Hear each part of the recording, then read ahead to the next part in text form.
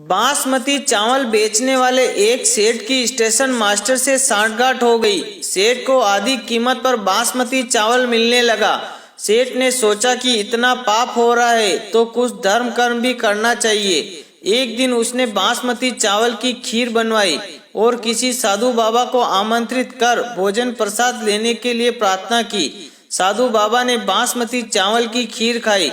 दोपहर का समय था। सेठ ने कहा, महाराज अभी आराम कीजिए, थोड़ी धूप कम हो जाए फिर पधारिएगा।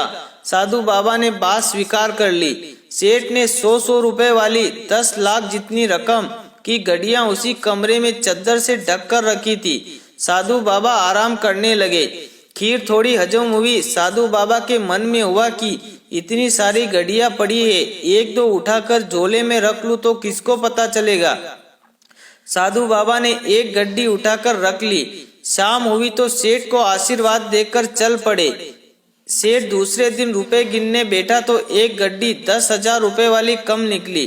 सेठ ने सोचा कि महात्मा तो भगवत पुरुष थे, वे क्यों लेंगे। नौकरों की धुलाई पिटाई चालू हो गई। ऐसा करते करते दोपहर हो गई।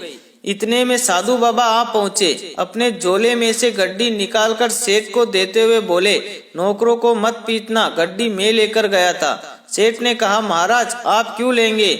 जब यहाँ नौकरों से पूछताछ हुई तब कोई भय के मारे आपको दे गया होगा और आप नौकर को बचाने के उद्देश्य से ही वापस करने आए हैं, क्योंकि साधु तो दयालु होते हैं। साधु, ये दयालुता नहीं है, मैं सचमुच तुम्हारी गड्डी चुरा कर ले गया था। साधु ने कहा, सेठ तुम सच बताओ कि तुम कल खीर किसकी और किस लिए बनाई थी। सेठ ने सारी बात बता दी कि स्टेशन मास्टर से चोरी के चावल खरीदता हूँ, उसी चावल की खीर थी। साधु बाबा, चोरी के चावल की खीर थी, इसलिए उसने मेरे मन में भी चोरी का भाव उत्पन्न कर दिया।